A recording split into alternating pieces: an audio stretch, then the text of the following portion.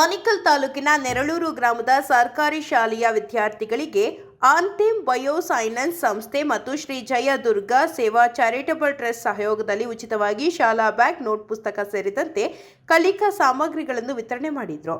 ಇನ್ನು ವಿಶೇಷವಾಗಿ ಪ್ರತಿಯೊಬ್ಬ ವಿದ್ಯಾರ್ಥಿಗೂ ಗುಣಮಟ್ಟದ ಶಿಕ್ಷಣ ದೊರೆತು ಮುಂದೆ ಅವರು ದೇಶಕ್ಕೆ ಉತ್ತಮ ಪ್ರಜೆಗಳಾಗಬೇಕು.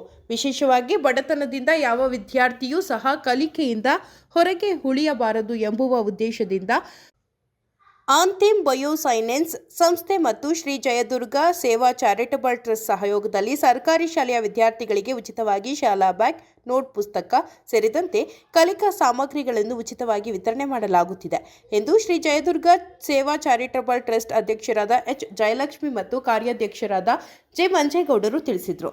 ಇನ್ನು ಕಾರ್ಯಕ್ರಮದಲ್ಲಿ ಚಂದಾಪುರ ಪುರಸಭೆ ಮಾಜಿ ಸದಸ್ಯರಾದ ಮಂಜುಳಾ ಬಿಎಸ್ ನೀಲಕಂಠಯ್ಯ, ಸಮಾಜ ಸೇವಕರಾದ ಚಂದಾಪುರ ಬಿಎಸ್ ನೀಲಕಂಠಯ್ಯ, ಹೋರಾಟಗಾರರಾದ ಕ್ರಾಂತಿ ಮುನಿರಾಜು, ಹರೀಶ್, ಎ2ಬಿ ಹೋಟೆಲ್ನ ಮುಖ್ಯಸ್ಥರಾದ ಕಾರ್ತಿಕ್, ಶಿಕ್ಷಕರು ಹಾಗೂ ವಿದ್ಯಾರ್ಥಿಗಳು ಭಾಗವಹಿಸಿದ್ರು.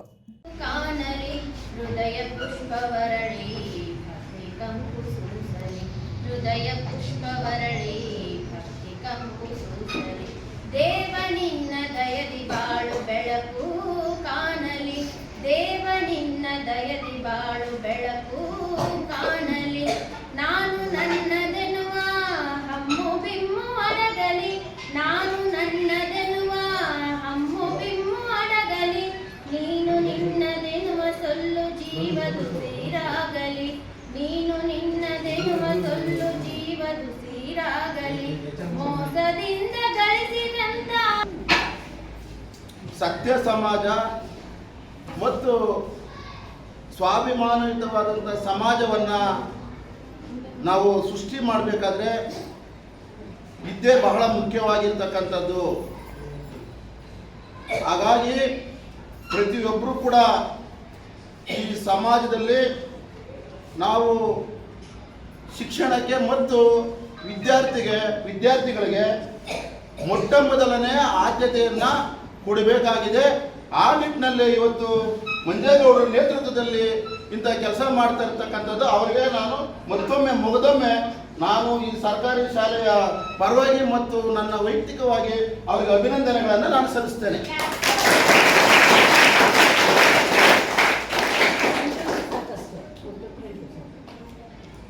ಇಂತಹ ವಿಚಾರಗಳು ಪ್ರತಿಯೊಬ್ಬರಲ್ಲಿ ಕೂಡ ಈ ಸಮಾಜದ ಏಳಿಗೆ ಮತ್ತು ಉದ್ಧಾರಕ್ಕಾಗಿ ಇಂಥ ಶಿಕ್ಷಣಕ್ಕೆ ಒತ್ತು ಕೊಡುವ ಕೆಲಸಗಳು ಪ್ರತಿಯೊಬ್ಬರಲ್ಲಿ ಕೂಡ ಆಗಬೇಕಾಗಿದೆ. ಜೊತೆಗೆ ಈ ಜಗತ್ತಿನ ಜ್ಞಾನದ ಶಿಖರ ಬಾಬಾ ಸಾಹೇಬ್ ಅಂಬೇಡ್ಕರ್ ಅವರು ನಮಗೆ ಮೊಟ್ಟ ಮೊದಲಿಗೆ ಈ ಸಮಾಜವನ್ನು ಸಮಾನತೆಯ ದೃಷ್ಟಿಯಲ್ಲಿ ಸರಿಪಡಿಸಬೇಕಾದ್ರೆ ಶಿಕ್ಷಣವೇ ಬಹಳ ಮುಖ್ಯವಾದದ್ದು ಅಂತ ಹೇಳಿರ್ತಕ್ಕಂಥದ್ದು. ಅದೇ ನಿಟ್ಟಿನಲ್ಲಿ ಅನೇಕ ಮಹನೀಯರು ಇವತ್ತು ಈ ಶಿಕ್ಷಣಕ್ಕೆ ಬೆಂಬಲ ಕೊಟ್ಟಿರ್ತಕ್ಕಂಥದ್ದು, ಈ ಸಮಾಜದಲ್ಲಿ ಸತ್ಯವನ್ನು ಉಳಿಸೋಂಥ ಕೆಲಸ ಮಾಡ್ಕೊಂಡು ಬಂದಿದ್ದಾರೆ. ಅದೇ ಹಾದಿಯಲ್ಲಿ ಕೂಡ ಪ್ರತಿಯೊಬ್ಬರು ಕೂಡ ಮಾಡಬೇಕಾಗಿದೆ. ಇವತ್ತು ನಾವು ಈ ಸಮಾಜದಲ್ಲಿ ಎಷ್ಟೋ ರೀತಿಯಾದಂಥ ಅನೇಕ ಧರ್ಮಗಳು ಹುಟ್ಟಿದ್ರೂ ಕೂಡ, ಅನೇಕ ವಿಗ್ರಹಗಳು ಹುಟ್ಟಿದ್ರೂ ಕೂಡ, ಅನೇಕ ರೀತಿಯಾದಂಥ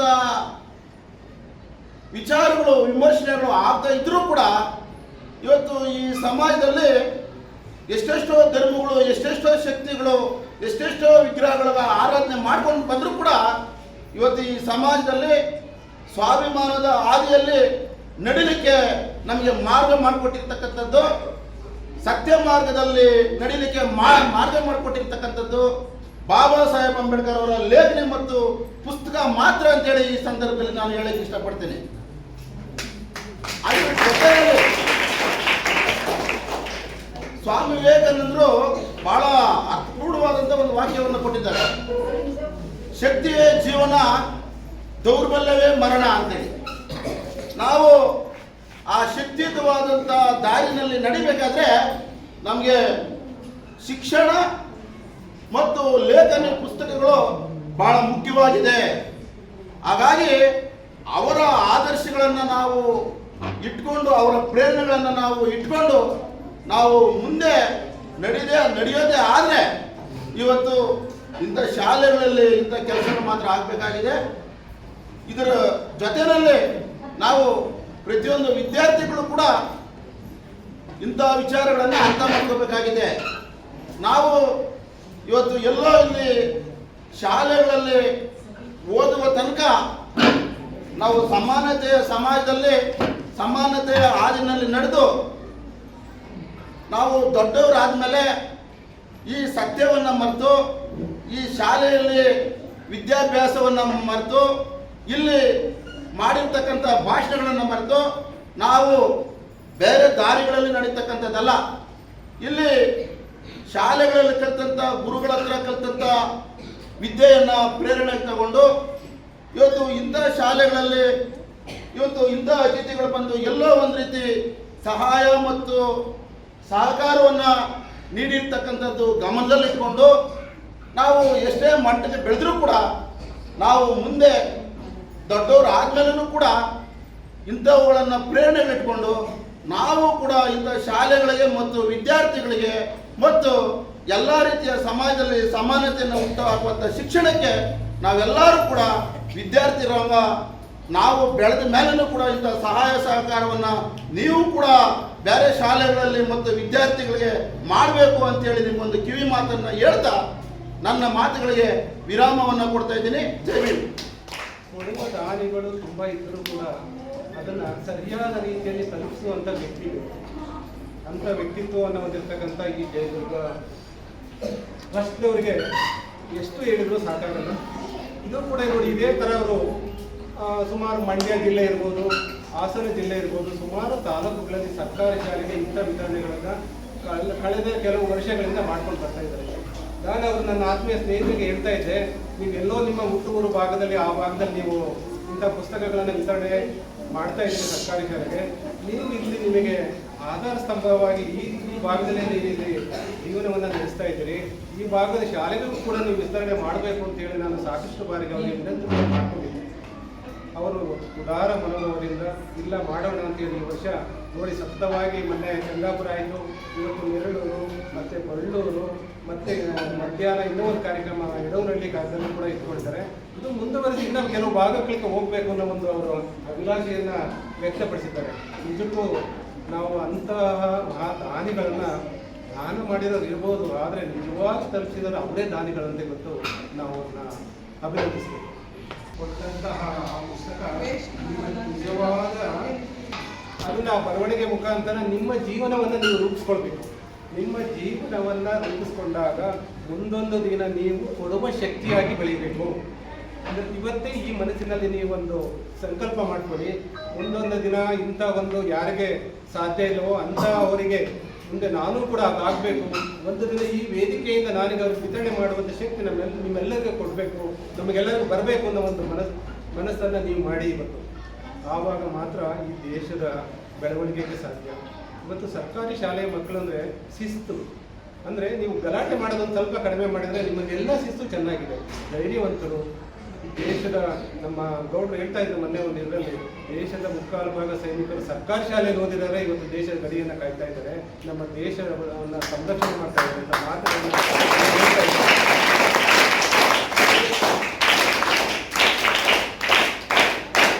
ಇಲ್ಲಿ ತುಂಬ ಜನ ಹೆಣ್ಮಕ್ಳೇ ಜಾಸ್ತಿ ಕಾಣ್ತಾ ಇದ್ರಿ, ಇದೇ ದೇಶದ ಶಕ್ತಿ ಅಂತ ಹೇಳಿ ನಾನು ಭಾವಿಸಿ, ಹೆಣ್ಮಕ್ಳು ಯಾವತ್ತೂ ಮನೆಯಲ್ಲಿ ಶಕ್ತಿಯಾಗಿ ಬೆಳೀತಾರೋ, ಒಂದು ದೃಢ ನಿಲುವನ್ನು ತಗೊಳ್ತಾರೋ, ಅವರ ಆ ಮನೆಯೂ ಚೆನ್ನಾಗಿರುತ್ತೆ, ಆ ದೇಶನೂ ಕೂಡ ಚೆನ್ನಾಗಿರುತ್ತೆ ಅಂತ ಹೇಳಲಿಕ್ಕೆ ಈ ನೋಟಿಸ್ ಕೊಡೋ ಕಾರಣ ಒಂದನೇ ಕಾರಣ ನಮ್ಮ ಸಂಘಟನೆ. ಹೇಳಬೇಕಲ್ಲ, ಸಂಘಟನೆ ಇಲ್ಲ ಅಂದರೆ ಯಾವುದೇ ಕಾರ್ಮಿಕ ವಲಯದಲ್ಲಿ ಫ್ಯಾಕ್ಟ್ರಿ ಎಂಪ್ಗಳು ಸರ್ಕಾರರು ಯಾವ ಕಾರಣಕ್ಕೆ ಯಾವ ಮಾತು ಕೇಳ್ತಾರೆ. ಸಂಘಟನೆ ಬಲ ಇತ್ತು ಅಂದರೆ ಗೊತ್ತವ್ರಿಗೆ ಹೆಂಗೆ ಬೇಕಾದ್ರೆ ಮಾಡ್ಬೋದು ನಾವು. ಜೊತೆಗೆ ಸಂಘಟನೆ ಬಲ ಜೊತೆಗೆ ನಾವು ನಮ್ಮ ಈ ರತ್ನ ಮುಗಿಸ್ಕೊಂಡು ಅದರ ಮುಖಾಂತರ ನಿಷ್ಪಕ್ಷಪಾತವಾಗಿ ನಾವು ಕೆಲಸ ಮಾಡ್ತಾಯಿದ್ದೀವಿ. ಇವಾಗ ಬದಲು ನಾವು ನಮ್ಗೆ ಯಾರು ಏನು ಕೊಡಲಿಲ್ಲ, ಫಸ್ಟು ಸಂಘಟನೆ ವರ್ಕ್ ಅಂತ ಕೊಡಲಿಲ್ಲ, ಯಾರು ಕೊಡಲಿಲ್ಲ, ಒಂದು ಬುಕ್ ಕೊಡಲಿಲ್ಲ, ಯಾರು ಕೊಡಲಿಲ್ಲ. ನಾವು ಅವಾಗ ಇವರು ತಮ್ಮ ನಾನು ಸೇರಿ 1 ಕೋಟಿ ದುಡ್ಡು, 60 ಲಕ್ಷ 30 ಲಕ್ಷ 30 ಲಕ್ಷ 1 ಕೋಟಿ ಹಣ ನಾವು ಕೊಡ್ತಂದು ಆ 1 ಕೋಟಿ ಹಣದಲ್ಲಿ ನಾವು 1 ವರ್ಷ 8 ಶಾಲೆ ಕೊಟ್ವಿ ಸ್ಟಾರ್ಟಿಂಗು. ಅದ್ರೂ ಗೊತ್ತಲ್ಲ, ನನಗೆ ಗೊತ್ತಲ್ಲ ಹೇಳಿಲ್ಲ. ಆಮೇಲೆ ಎಲ್ಲ ಅವರು ಒಳ್ಳೆ ಕೆಲಸ ಮಾಡ್ತಾರೆ ಅಂತ ಆಮೇಲೆ ಎಲ್ಲ ಕೊಡೋಕ್ಕೆ ಶುರುವಾಗಿದ್ದಾರೆ. ಸೊ ಅಂಥವರಲ್ಲಿ ಅಂಥ ಮಹನೀಯರಲ್ಲಿ ಒಬ್ಬರು ಸನ್ಮಾನ್ಯ ಶ್ರೀ ರವೀಂದ್ರ ಕೇಸಿ ಅವರು ನೋಡಿದ್ದಾರೆ. ಇವರು ಅಂತಮ್ ಸಂಸ್ಥೆಯ ಸಂಸ್ಥಾಪಕರು. ನಮ್ಮ ಒಂದು ಕಾರ್ಯ ನೋಡಿ, ಕೆಲಸ ನೋಡಿ ಸುಮಾರು ಇವರು ಒಂದು ದೊಡ್ಡ ಕಂಪ್ನಿ ಅರಳಿದೆ, ಇದು ಚಿಕ್ಕದ್ದು ಅರಳಿದೆ. ಆ ಕಂಪ್ನಿ ಅಕ್ಕಪಕ್ಕ ಹೊರಳಿ 80 ಸ್ಕೂಲ್ ಒಂದು ಸ್ಕೂಲ್ನ ಕೊಟ್ವಿ ನಮ್ಮ ಬುಕ್ಸ್ನ, ಬೇರೆ ಬುಕ್ಸ್ನ. ಅದನ್ನು ನೋಡಿ ಒಳ್ಳೆ ವ್ಯಕ್ತಿ ಇದ್ದಾರೆ ಇವರು, ಇವ್ರಿಗೆ ಕೊಟ್ಟರೆ ಹಣ ಪೋಲಾಗಲ್ಲ, ಅದು ಬೇರೆ ಥರ ಉಪಯೋಗ ಆಗಲ್ಲ ಅಂತ ಒಂದು ಅವ್ರು ಮನಗಂಡು ನಮಗೆ ಈ ಥರ ಕೊಟ್ಟಿದ್ದಾರೆ. ಕೊಡ ನಾವು ಅದು ಕೊಡೋರು ಅವ್ರು ಕೊಟ್ಟರು ಕೂಡ ಕೊಡ್ಲಿಕ್ಕಿದೆಯಲ್ಲ, ಕೊಡಲಿಕ್ಕೆ ಖರ್ಚು ಜಾಸ್ತಿ ಇದೆ, ಅದು ಹೇಳ್ಬಾರ್ದು. ನಮ್ಮ ಕೆಲಸ ನಮ್ಮ ಸ್ನೇಹಿತರು ಹೇಳಿದ್ರು ಶಿಕ್ಷಣವೇ ಶಿಕ್ಷಣ. ಹೌದು, ಒಪ್ಪತ್ತಿ ಅಂತಲ್ಲ, ಹೌದು. ನಮ್ಮನ್ನು ನಾವು ಬೆಂಗಳೂರು ಬಗ್ಗೆ ಶಿಕ್ಷಣ. ಶಿಕ್ಷಣ ಯಾವುದು? ನಮ್ಮ ಆಯ್ಕೆ ಮಾಡಿದ ಶಿಕ್ಷಣ ಸರ್ಕಾರಿ ಶಿಕ್ಷಣ, ಕಾನ್ವೆಂಟ್ ಅಲ್ಲ. ಅವ್ರು ಹೇಳಿದ್ದು ಕಾನ್ವೆಂಟ್ ಓದು, ಸರ್ಕಾರ ಓದು.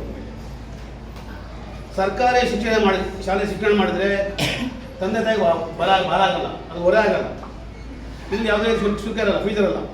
ಜೊತೆಗೆ ಎಲ್ಲ ಸಿಗುತ್ತೆ, ತಿಂಡಿ, ಊಟ, ಬೆಳಗ್ಗೆದ್ದು ಹಾಲು, ಮಧ್ಯಾಹ್ನ ಮೊಟ್ಟೆ, ಮನೆ ಬಾಳೆಹಣ್ಣು.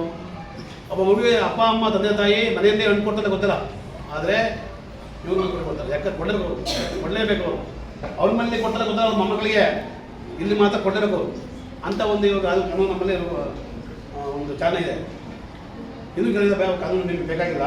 ಯಾಕೆಂದರೆ ಅನವಶ್ಯಕವಾದ ಕೆಲವು ನಿಮ್ಮ ಮೇಲೆ ಒತ್ತಡ ಏರಿ ನಿಮ್ಮ ಶಾಲಾ ಸಮಯವನ್ನು ಬೇರೆ ಕಡೆಗೆ ಅವರು ಸೆಳೆದು ಅದನ್ನು ಹಾಳು ಮಾಡಿದ್ದಾರೆ ಅಂಥ ಅವಸ್ಥೆ ಹೊಂಟಿದೆ. ದಯಮಾಡಿ ಈ ಇಲಾಖೆಯ ಹಿರಿಯ ಅಧಿಕಾರಿಗಳನ್ನು ಮನವಿ, ನೀವು ಈ ಮೇಜುಗಳನ್ನು ಹಳ್ಳಿ ಭಾಷೆ ಹೇಳ್ಬೋದು, ಈ ಮೇಜುಗಳನ್ನು ಮೇಜು ಕೆಲಸ ಮಾಡೋಕ್ಕೆ ಮಾತ್ರ ಬಳಸಬೇಡಿ, ಬೇರೆ ಅದನ್ನು ಹಾಕ್ಬೇಡಿ. ನೀವು ಅಲ್ಲೊಂದು ಮೀಟಿಂಗು, ಇಲ್ಲೊಂದು ಮೀಟಿಂಗು, ಅಲ್ಲಿ SIR, ಅಲ್ಲಿ ಎಲೆಕ್ಷನ್, ಇದು ಹಾಕ್ಬೇಡಿ. ಅವ್ರನ್ನ ಅವ್ರ ಕೆಲಸ ಏನು? ಒಂದು ಮಗುವನ್ನು ತಿಡಿ ಆ ಮಗುವನ್ನು ಜೀವ ತುಂಬಿ ಒಂದು ದೇವತರ ಮಾಡೋದು ಕೆಲಸ, ಅದಕ್ಕೆ ಬಿಡಿ, ಅವ್ರನ್ನ ಬಿಡಿ ದಯಮಾಡಿ. ಯಾಕೆಂದರೆ ನಾನು ನೋಡ್ತಿದ್ದೀನಿ, ಒಂದು ಶಾಲೆಯಲ್ಲಿ 10 ಮಕ್ಕಳಿದ್ರೆ ಅಲ್ಲಿ ಒಬ್ಬರು ಬೇಕು. ಆ ಟೀಚರು ಯಾರಾಗಿರಲಿ, ಟೀಚರು ಒಂದಿನ ಅಡುಗೆ ಬರಲ್ಲ ಅಂದರೆ ಅವರೇ ಅಡುಗೆ ಮಾಡಬೇಕು. ಬಾಳೆಹಣ್ಣು ಲೆಕ್ಕ, ಮೆಣಸಿನಕಾಯಿ ಲೆಕ್ಕ, ಕೊತ್ತಂಬರಿ ಸೊಪ್ಪು ಲೆಕ್ಕ, ಹೊಟ್ಟೆ ಲೆಕ್ಕ, ಇವೆಲ್ಲ ಟೈಮಿಗೆಲ್ಲ ಈ ಫೋನ್ ತಗೊಳ್ಳೋದು ಮಾಡಬೇಕು. ಅವ್ರು 15 ಮಾಡ್ತಾರೋ ಮತ್ತೆ ಪಾಠ ಮಾಡ್ತಾರೋ. 10 ಮಕ್ಕಳಲ್ಲಿ 1 to 4 ತಂದುಕೊಳ್ಳಿ, 4 ಪಾಠ ಮಾಡಬೇಕು. 4 ಪಾಠ ಮಾಡಬೇಕು. ಈ ಲೆಕ್ಕದಲ್ಲೂ ಆ ಪಾಠ ಮಾಡ್ತಾರೆ. ದಯಮಾಡಿ ಅದು ನೀವು ನಿಮ್ಮ BV ಆಗಿರ್ಬೋದು, ದೊಡ್ಡ ಪೇ ಆಗಿರ್ಬೋದು, ದಯಮಾಡಿ ಈ ವ್ಯವಸ್ಥೆಗೆ ನೀವು ಅಂತೆ ಆಡಿ, ದಯಮಾಡಿ ಅಂತೆ ಆಡಿ. ನಮ್ಮಲ್ಲಿ ಶಾಲೆ ಮುದ್ದೆ ಕಾಣ ಅಂತ ನಾವು ಇಲ್ಲಿ ಪಾಠ ಮಾಡಲ್ಲ, ಮಕ್ಕಳು ಓದ ಅಂತ ತಪ್ಪು ಬರೆಯೋದು. ಅವ್ರು ಸರಿ ಇದ್ದಾರೆ, ನೀವು ಅವ್ರನ್ನ ಅಡ್ಡಾಕ್ಬಿಡಿ, ಅದನ್ನು ನೀವು ಅಡ್ಡಾಕ್ಬಿಡಿ, ಬಿಡಿ ಅವ್ರನ್ನ ಬಿಟ್ಬಿಟ್ಟು ಈ ಕೆಲಸಕ್ಕೆ ಬೇರೆಯವ್ರು ನೀವು ಆಯ್ಕೆ ಮಾಡಬೇಡಿ ಅಂತ ನಾನು ಅವ್ರಿಗೆ ಹೇಳಕ್ಕೆ ಬಯಸ್ತೀನಿ. ಇದೊಂದು ಮನವಿ. ಹೋದು ನೀವು ಹೆಂಗಾರ ಭಾಷೆಗಳು ನಂಗೆ ಗೊತ್ತಿಲ್ಲ, ಮನವಿ ಅಂತ ನಾನು ಅಂದ್ಕೊಂಡಿದ್ದೀನಿ. ಜೊತೆಗೆ ಸರ್ಕಾರಿ ಶಾಲೆಗೆ ಯಾಕೆ ಬಿಟ್ಕೊಡ್ತೀನಿ ಕಾರಣ ಹೇಳ್ತೀನಿ. ನಾನು ಹೇಳಿದೆ, ಅಲ್ಲಿ ಇವರು ನಮ್ಮ ಸನ್ಮಾನಿಸರು ಜಾಸ್ತಿ ಅವಕಾಶ ಇಲ್ಲ. ಸರ್ಕಾರಿ ಶಾಲೆ ಅಂದರೆ ಒಂದು ಶಾಂತಿಯ ತೋಟ ಅಂತ ನನ್ನ ಮಕ್ಕಳು ಬರಬೇಕು. ಹಂಗಂದ್ರೆ ಇವ್ರು ಕಡಿಮೆ ಅಲ್ಲ, ಇವರಲ್ಲಿ ಭಗತ್ಸಿಂಗ್ ಅವನೇ, ಅವನೇ, ಹೌದಲ್ವಾ? ಆಚೆ ಕಡೆ ಎಲ್ಲ ಭಗತ್ಸಿಂಗ್ ಆಗಿದ್ರು, ಇಲ್ಲಿ ಬಂದು ಆರಾಮ ಇದು ತಾಳ್ಮೆಯ ತೋಟ, ಶಾಂತಿಯ ತೋಟ, ಶಾಂತಿಯ ಧಾಮ, ಕರುಣೆಯ ಬೀಡು. ಜೊತೆಗೆ ಕನ್ನಡ ಹೋರಾಟಗಾರರ ಫ್ಯಾಕ್ಟ್ರಿ, ಇದು ಕಾರ್ಖಾನೆ. ಎಲ್ಲರೂ ಹೋರಾಟ ಮಾಡ್ತೀವಿ ಅಂತ ಇಂದ ಯಾರು ಮಕ್ಕಳು ಅಂತ ನಾವು ಯಾವ ಕಾನೂನು ಬೇಕು ಬರಬೇಡಿ. ಕಾನೂನು ಮಕ್ಕಳಲ್ಲ, ಕಾನೂನು ಬಂದರೆ ಯಾರು ಓಟ್ ಹಾಕೋರು. ಪ್ರಜಾಪ್ರಭುತ್ವವನ್ನು ಕರೆಕ್ಟ್ ಅರ್ಥ ಮಾಡ್ಕೊಡೋರು ಓಡೋದು ಈ ಮಕ್ಕಳೇ. ಆ ಮಕ್ಳು ಹಂಗಲ್ಲ, ಬಾರ ಮಗ ಒಂದು ಲೀವ್ ಕೊಟ್ಟರು, ಸಿನಿಮಾಗೆ ಹೋಗೋಣ, ಟ್ರಿಪ್ಗೆ ಹೋಗೋಣ. ನಮ್ಮಂಗಲ್ಲ ನಮ್ಮ ಇಂತಾರೆ ಅಂಕಲ್ ಇಂತಾರೆ ಓಡ ಮಾತ್ರ ಓಡ್ಬಿಟ್ಟು ಬರ ಅಂಕಲು ಮಾವ ಅವರು ಇವರಲ್ಲಿ ಮಾವ ಹೌದು, ಇವರಿಗೆ ಚಿಕ್ಕಪ್ಪ ಹೋಗಿದ್ದಾರೆ. ಈ ಬರ ಎಲ್ಲಿ ಬರುತ್ತೆ ಅಂತಂದರೆ ಸರ್ಕಾರಿ ಕನ್ನಡ ಶಾಲೆಯಲ್ಲಿ ಮಾತ್ರ. ಎಲ್ಲೇ ಇರಲಿ, ಯಾವುದೇ ಭಾಷೆ ಆಗಿರೋದು, ಅದು ಆಂಧ್ರ ಆಗಿರಲಿ, ತಮಿಳುನಾಡು ಆಗಿರಲಿ, ಕೇರಳ ಆಗಿರಲಿ, ಅಲ್ಲಿಯ ರಾಜ್ಯ ಭಾಷೆಗೆ ಅವರು ಗೌರವ ಕೊಡಬೇಕು ಸರ್ಕಾರ. ಅಲ್ಲಿಯ ರಾಜ್ಯ ಭಾಷೆ ಭಾಷೆಯ ಅಲ್ಲೇ ಸರ್ಕಾರಿ ಶಾಲೆ ಮಕ್ಕಳು ಬೆಳೆದ್ರೆ ಉಳಿದ್ರೆ ಆ ಸರ್ಕಾರ ಉಳಿಯುತ್ತೆ, ಬೆಳೆಯುತ್ತೆ. ಇಲ್ಲ ಅಂದರೆ ಮುಂದೊಂದು ದಿನ ಯಾವುದೋ ಊರಾಗಿರಲಿ ಅದಾಗಿ ಮುಂದಿನ ದಿನ ಕರ್ನಾಟಕ ಇರ್ತಪ್ಪ ನಾವು ನೋಡೋದು ಮ್ಯಾಬಲೆ ಹಿಂಗಿತ್ತಂತೆ ಅಂತ, ಇಲ್ಲಿ ಅತ್ತಿ ಬೆಲೆಯಿಂದ ಹಿಡಿದು ಗುಲ್ಬರ್ಗ ಹೇಳ್ಬೇಕತ್ತೆ ಕಳೆದಲ್ಲಿ ಕತೆ ಇದೆ, ನೀವು ಮುಗಿಸರಿ ಅದು ಹಂಗೆ ಬೇಡ ಅಂದರೆ ಸರ್ಕಾರ ಗಮನ ಕೊಟ್ಟು ಸರ್ಕಾರಿ ಶಾಲೆಯನ್ನು ಉಳಿಸಿ ಬೆಳೆಸುವ ಒಂದು ಕೆಲಸಕ್ಕೆ ಅವ್ರು ಕೈ ಕೊಟ್ಟಿದ್ರು. ಜೊತೆಗೆ ಈ ನಾಡಿಗೆ ರೈತ ಯಾರು ರೈತರು ಅಂತ ಇದ್ದರೆ ಅವರು ಇದೇ ಮಕ್ಕಳು. ಕಾರಣ ಯಾಕೆಂದರೆ ಈಗ ತುಂಬ ಜನ ಅಪ್ತರು ರೈತರವ್ರೆ, ಭತ್ತ ಹೆಂಗೆ ಬೆಳಿಬೇಕು, ರಾಗಿ ಹೆಂಗೆ ಬೆಳಿಬೇಕು, ಅವರೇ ಹೆಂಗೆ ಬೆಳಿಬೇಕು, ಆಲೂಗಡ್ಡೆ ಹೆಂಗೆ ಬೆಳಿಬೇಕು, ಕಬ್ಬಿನ ಬೆಳೆ ತೋರ್ಬೇಕು. ನನಗೆ ಹೆಂಗೆ ಗೊತ್ತು ಅಂದರೆ ನಾನು ರೈತ, ನಾನು ನೇರು ಹೊತ್ಕೊಂಡು ದಗಡ್ಕೊಂಬಂದು ಬಂದು ನಾನು ಇದು. ಜೊತೆಗೆ ಈ ಮಕ್ಕಳು ಉಳ್ಕೊಂಡ್ರೆ ಈ ಶಾಲೆ ಬೆಳೆದ್ರೆ ಉಳಿದ್ರೆ ಅನಾಥಾಶ್ರಮ ಕಡಿಮೆ ಆಗ್ತವೆ, ವೃದ್ಧಾಶ್ರಮ ಕಾಣೆ ಆಗ್ತವೆ. ಕಾರಣ ಏನು ಅಂದರೆ ಈ ಯಾರೂ ಸಹ ತಂದೆ ತಾಯಿ ತಾತ ಅಜ್ಜಿಯನ್ನ ಮನೆಯಿಂದ ಆಚೆ ಹಾಕಿ ಅನಾಥಾಶ್ರಮ ಹೆಚ್ಚು ಮಾಡಲ್ಲ. ಯಾರು ತಂದೆ ತಾಯಿಯ ಪ್ರೀತಿಯ ಮುಂಚಿತರಾಗಿ ಬೋರ್ಡಿಂಗ್ ಸ್ಕೂಲಲ್ಲಿ ದೂರ ಓದ್ತಾರೋ ಯಾರೋ ತಾತಾಜಿ ಬರ್ತಾರೆ, ಬಿಡಕಬ್ಬರು ಮಾವತ್ತ ಬರ್ತಾರೆ, ಬಾಂಧವರ ನೆನಪಿರ್ತಾರೆ. ಸೊ ಎಲ್ಲ ಕಾರಣ ಇಟ್ಕೊಂಡು ನಾನು ಸರ್ಕಾರಿ ಶಾಲೆಗಳನ್ನು ಉಳಿಸಬೇಕು ಛಲ ಕೊಟ್ಕೊಂಡು ಇವತ್ತು ಕೆಲಸ ಮಾಡ್ತಾ ಇದ್ದೇನೆ.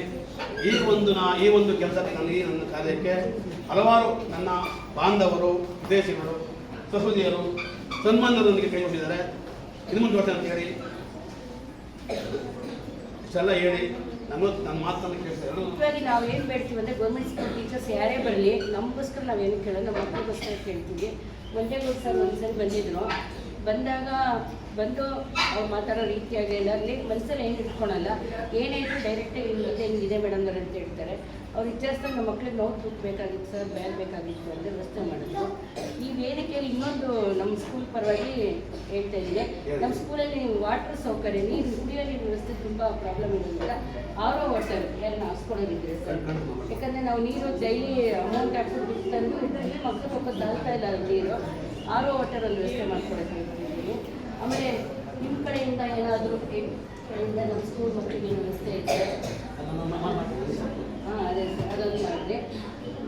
ಮತ್ತು ಇವ್ರು ಹೇಳ್ದಂಗೆ ಕೊಡೋ ಮನಸ್ಸು ಅಂದರೆ ದುಡ್ಡು ಎಷ್ಟೇ ಇದ್ದರೂ ಕೊಡೋ ಮನಸ್ಸಿರಬೇಕು.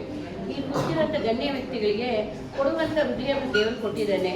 ಅದಕ್ಕೆ ನಾವು ತುಂಬ ಹೃತ್ಪೂರ್ವಕವಾಗಿ ಧನ್ಯವಾದಗಳು. ಯಾಕಂದರೆ ದುಡ್ಡು ಕೋಟಿಗೆ ಎಷ್ಟು ಇರುತ್ತೆ, ಯಾಕಂದ್ರೆ ನನ್ನ ಅನುಭವ ಹೇಳ್ತಾರೆ, ನಾವು ಹೋಗಿ ಕೇಳಿದಾಗ ಹ್ಞೂ ಅಂತಾರೆ, ಸ್ವಲ್ಪ ಜನ ತಿರ್ಗಿ ನಮ್ಮ ಸ್ಕೂಲ್ ಕಡೆ ತಿರುಗಿ ನೋಡಲ್ಲ. ಹಳೆ ಸ್ಕೂಲ್ದು ಇಲ್ಲಿ ಇನ್ನೂ ಸದ್ಯಕ್ಕೆ ಇವಾಗ ಬಂದಿರೋದು ತಿರುಗಿ ನೋಡಲ್ಲ. ಬಟ್ ಕೊಡೋದು ಕೋಟಿ ಇದ್ರು ಕೊಡೋದ್ರ ಮನಸ್ಸಿರ್ಬೇಕು. ಇಲ್ಲಿ ಕೂತಿರೋಂಥ ಪ್ರತಿ ಗಣ್ಯ ವ್ಯಕ್ತಿಗಳು ದೇವರು ಮನಸ್ಸು ಕೊಟ್ಟಿದ್ದಾನೆ. ಅದರಿಂದ ಅವ್ರಿಗೆ ದೇವರು ಇನ್ನೂ ಆಯುಷ್ಯ, ಆರೋಗ್ಯ, ಸಂಪತ್ತು ಹೆಚ್ಚಾಗಿ ಕೊಡಲು, ಇದೇ ರೀತಿ ಸಾವಿರಾರು ಮಕ್ಕಳಿಗೆ ತಮ್ಮ ಕೈಲಾದಂಥ ಸೇವೆನ ಮಾಡಲಿ ಅಂತ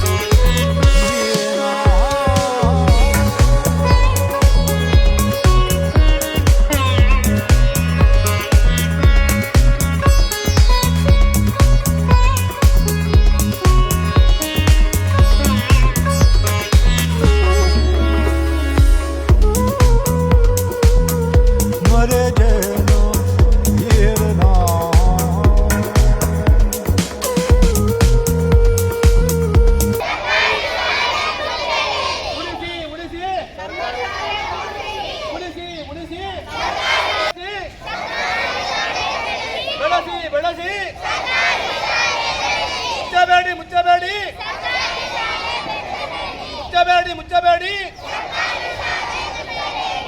ಮುಚ್ಚಲೇಬೇಡಿ